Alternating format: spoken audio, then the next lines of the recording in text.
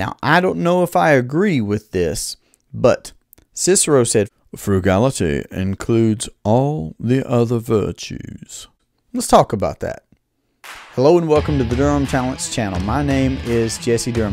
For today's edition of our quotes series, we're going to evaluate a quote from Cicero, which says, frugality includes all the other virtues. And of course, we're going to do that with an infinite banking lens. So it's interesting to me that I'd already had this quote written down that I wanted to cover it. And we'll probably be covering some other sayings from Stoics here in the near future. But be that as it may, I had a recent conversation with a very good friend who's a big thinker, very productive, very successful. And he actually used this word frugal, but he used it and then said, well, I don't really want to say frugal. And what I believe he was describing and what I take from this saying, because I don't know that I agree with that. I don't know that I agree that all the other virtues are included in frugality, but bear with me here. I believe that the idea of intentional, purposeful decision-making is very, very important. And I believe that's what my friend was communicating to me when we were just having a chat about business and life and things that were going on. He was hesitant to use the word frugal because he's a big thinker.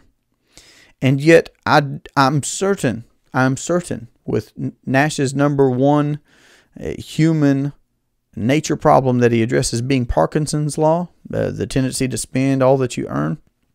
I'm certain that overlooking frugality altogether would be a problem.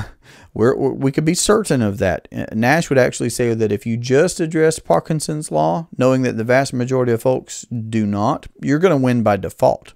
And that's not you implementing infinite banking. That's just you conquering the human problem of Parkinson's law, spending all that you earn or more.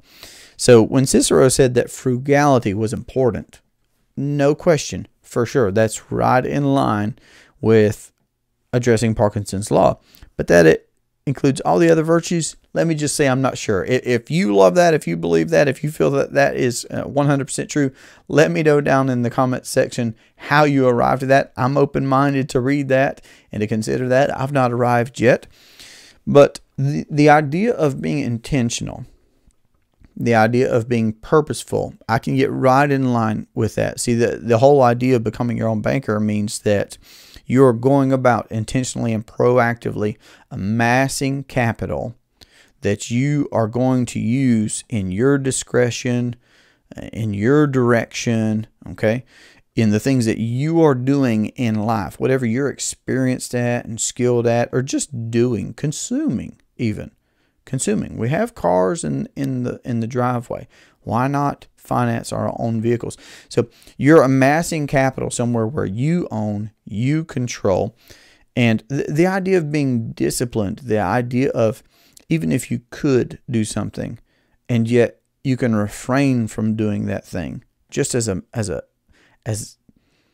mental exercise, just to maintain your mental fortitude to abstain from something, whether it's good or not, but maybe particularly if it's good. Like, could I go without my next meal? Yes, I could. Would that be hard? Yes, it would to a degree. But could it be beneficial for me mentally? Maybe physically as well. Missing one meal won't kill me. Doesn't sound like fun. But is there something there mentally to forego a meal, knowing good and well I'm going to survive, but that exercise in frugality or abstinence, is there some benefit there? Certainly there could be some benefit there, especially when you're talking about to the point of if you don't. I mean, let's look at what it looks like if you don't recognize Parkinson's law. Well, that looks like, probably living paycheck to paycheck and living a life of financial slavery because you're doing what Nash describes as the average American, bleeding out, 34.5 cents of every dollar that you earn just in interest alone, money that forever leaves you. So some honest introspection into are we or are we not recognizing and accounting for Parkinson's law in our lives? Should we be more frugal? And if you're hesitant to use the word frugal, like my friend was, and maybe like I am, can we be more intentional? Can we be more purposeful in our decision making, in evaluating our habits? And I believe that ties in closely with the arrival syndrome. We can always be better. We can always do better. We can always learn more. We can always implement better ideas, better practices. So what I would encourage everyone, of course, is just by implementing this one thing of recognizing that Cicero talked about frugality for a reason.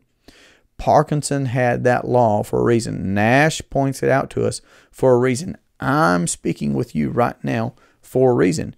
If you just account for even just that one thing, we haven't gotten to banking really yet, but if we just address that human problem in Parkinson's law, or that Cicero was bringing up, you will win by default, because everything that we do is in comparison to what's going on around us. And that if you're doing it and the average person is not, you win just by default.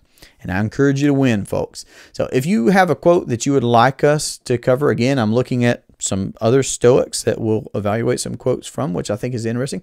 But if you have a quote you'd like us to evaluate here on the channel, let me know down in the comments section, or just directly send that to us. And if you'd like to have a conversation about how to implement the infinite banking concept into your household or your business or your investing, then don't hesitate to start that conversation with us. Reach out to us. This has been a great pleasure for me. I look forward to that conversation. Have a great day. Take care. Deep in the heart of the Serengeti. Do you know Muffin Man? My voice is, it's going. Yeah, let's go with that.